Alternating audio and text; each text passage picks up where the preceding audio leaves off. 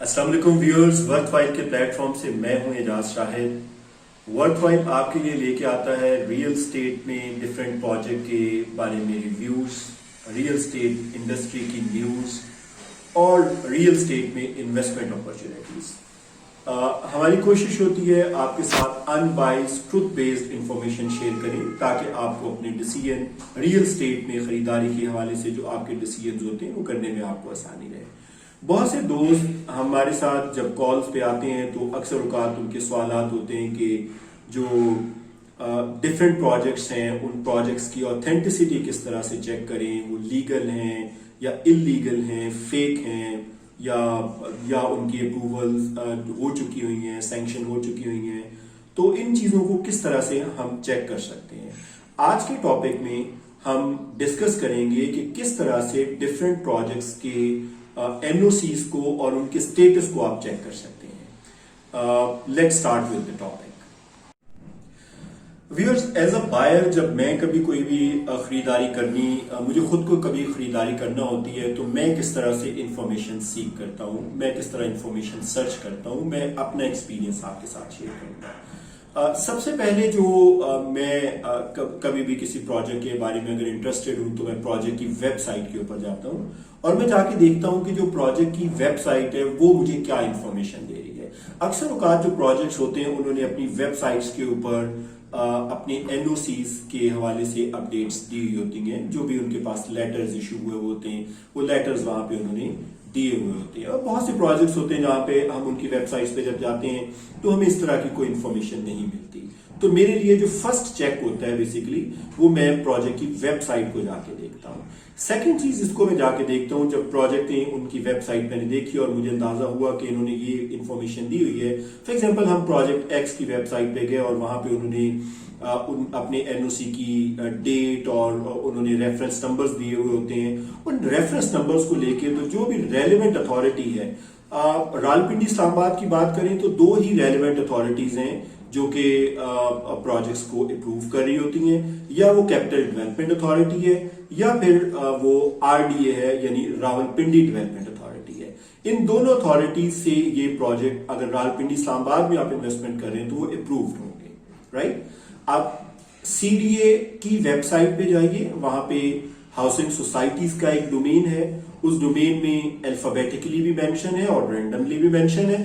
आप जिस particular society में इन्वेस्टमेंट में इंटरेस्टेड हैं आप उस सोसाइटी को, फॉर एग्जांपल अगर वो सी से स्टार्ट होता है तो सी में जाके उसके नाम को सर्च कीजिए। अगर तो उसका नाम वहां पे अवेलेबल है तो दैट मीन्स कि वो सोसाइटी अप्रूव्ड सोसाइटी है। लेकिन यहाँ पे बात खत्म नहीं होती, आपको सोसाइटी का वो जो आइकन बना हुआ उसको पे क्लिक भी करना चाहिए, क्योंकि बाज दफा उसके अंदर फर्दर इंफॉर्मेशन भी गिवन होती है। जैसा कि बहुत सी सोसाइटीज हम देखते हैं कि उनके एनओसीज तो इशू हुए होते हैं लेकिन बाज दफा उनके एनओसीज किसी वजह से होल्ड भी हुए होते हैं, या बाज दफा हाई कोर्ट के ऑर्डर्स के ऊपर या कोर्ट्स के ऑर्डर्स के ऊपर वो बाज दफा उनको रोक दिया जाता है। तो उनको मजीद चेक करने के लिए आप जो मजीद डिटेल है जब उस आइकन के ऊपर, सोसाइटी के आइकन के ऊपर क्लिक करेंगे तो वहां पे हमें वो मालूम हो जाती है।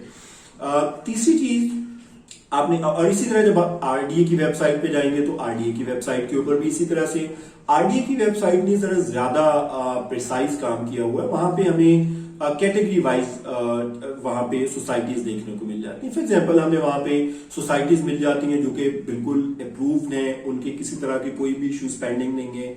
दूसरी वो सोसाइटीज हैं जो कि वहां पे उन्होंने इलीगल के डोमेन में टैग की हुई हैं, वो बिल्कुल क्लियरली मेंशन्ड है वहां पे।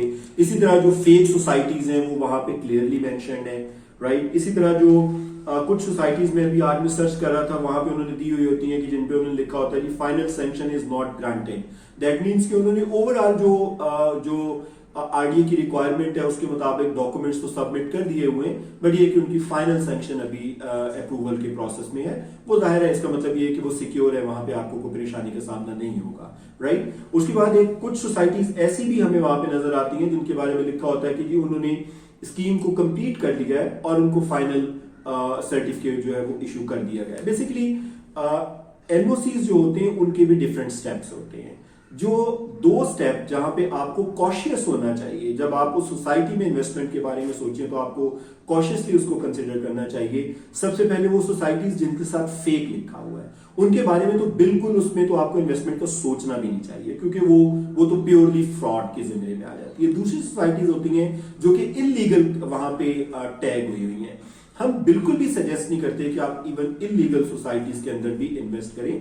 इलीगल सोसाइटीज में एडवांटेज जरूर आपको मिल जाता है कि वहां पे आपको प्राइसेस कम मिल रही होती हैं, लेकिन जाहिर है प्राइसेस कम होने के साथ साथ आपका जो रिस्क होता है वो बढ़ जाता है। तो हमारे ख्याल में फेक सोसाइटीज में तो बिल्कुल भी नहीं जाना चाहिए। इलीगल में अगर आपको बहुत ही शौक हो रहा है इन्वेस्ट करने का तो आप उसको बहुत कॉशियस होकर उसमें भी इन्वेस्टमेंट कीजिएगा। हम सजेस्ट नहीं करते आप बिल्कुल करें इन्वेस्टमेंट, लेकिन अगर आप सोचें तो ये ज़हन में रखिएगा कि आपका रिस्क वहां पे हाई है। इस चीज को ज़हन में सोच के वहां पे इन्वेस्टमेंट कीजिएगा। और इसके अलावा जो बाकी डोमेन्स हैं, जैसे कि मैंने कहा कि उसमें उन्होंने मेंशन किया हुआ है कि जी फाइनल सैंक्शन अवेटेड, तो इसका मतलब ये है कि ये सोसाइटीज यहाँ से ऑनवर्ड हैं वो सिक्योर सोसाइटीज हैं। आपकी इन्वेस्टमेंट इन सोसाइटीज के अंदर बेहतर है। इनमें आपकी इन्वेस्टमेंट जो है वो रिस्क के ऊपर नहीं है।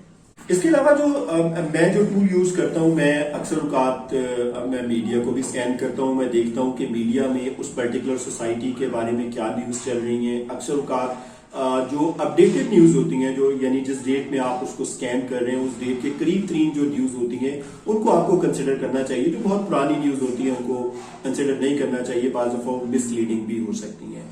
और इसके बाद अगर हम बात करें तो मेरे ख्याल में बहुत लॉजिकल स्टेप ये हो सकता है जो मैं यूज भी करता हूँ, वो ये है कि उस सोसाइटी के बारे में जो मुख्तलिफ 2-3 डीलर्स जो डील कर रहे हैं उस पर्टिकुलर सोसाइटी में, जो रियल स्टेट एजेंट्स उसमें डील कर रहे हैं या कोई वी लॉगर्स उसके अंदर वी लॉग उन्होंने बनाए हुए रिसेंट, उन वी लॉग्स को जरूर देखें या जो रियल स्टेट एजेंट्स हैं एटलीस्ट उनसे जरूर बात करें। और अगेन आपको जो इंफॉर्मेशन एक एजेंट से मिल रही है उसको क्रॉस चेक करें दूसरे से।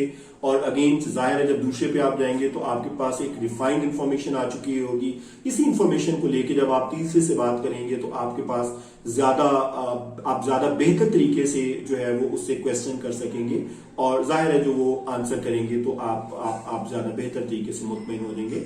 एंड ऑफ द डे आप ज्यादा कॉन्फिडेंट होंगे डिसीजन करने से पहले जब इन स्टेप से गुजरेंगे। एक आखिरी स्टेप जो मैं जरूर खासतौर पे ओवरसीज पाकिस्तानीज को मैं ये जरूर एडवाइस करूंगा कि बाज़ दफा काफी लोग होते हैं वो पाकिस्तान में खुद मौजूद नहीं होते या वो काफी अरसे से सेटल्ड होते हैं, अब्रॉड सेटल्ड होते हैं।